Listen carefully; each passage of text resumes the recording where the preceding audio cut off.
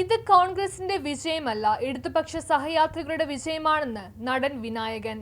നിയമസഭാ തിരഞ്ഞെടുപ്പിൽ LDFന്റെ പരാജയത്തിൽ പ്രതികരണവുമായി നടൻ വിനായകൻ. സംസ്ഥാനത്തേത് കോൺഗ്രസിന്റെ വിജയമല്ലെന്നും കേരളത്തെ ബംഗാളാക്കാൻ സമ്മതിക്കാത്ത ഇടതുപക്ഷ സഹയാത്രികരുടെ വിജയമാണെന്നും വിനായകൻ ഫേസ്ബുക്കിൽ കുറിച്ചു. കേരളത്തെ ബംഗാളാക്കാൻ സമ്മതിക്കാത്ത അനേകം ഇടതുപക്ഷ സഹയാത്രികരുള്ള നാടാണിത്. കേരളം ബംഗാൾ ആകരുത്, ആക്കില്ല, ആകാൻ സമ്മതിക്കില്ല.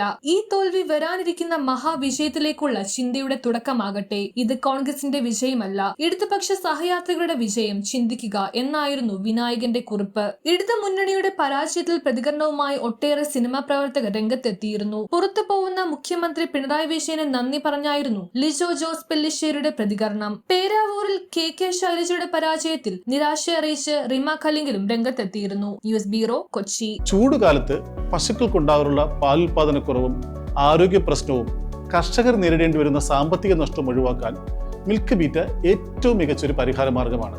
കാൽസ്യവും മിനറൽസും വൈറ്റമിൻസിനും പുറമെ വ്യത്യസ്തങ്ങളായ അനേകം ചേരുവകൾ മിൽക്ക് ബീറ്റയിൽ അടങ്ങിയിട്ടുണ്ട്. മിൽക്ക് ബീറ്റ 2 കിലോയ്ക്ക് 360 രൂപ, 5 കിലോയ്ക്ക് 890 രൂപ, 20 കിലോയ്ക്ക് 2980 രൂപയ്ക്ക് കേരളത്തിൽ എവിടെയും ലഭ്യമാണ്. കൂടുതൽ വിവരങ്ങൾക്ക് ഞങ്ങളെ കോൺടാക്ട് ചെയ്യുക. നല്ലത് മാത്രം നൽകുന്നവയ്ക്ക് ഏറ്റവും നല്ലത് നൽകൂ. Milk beta.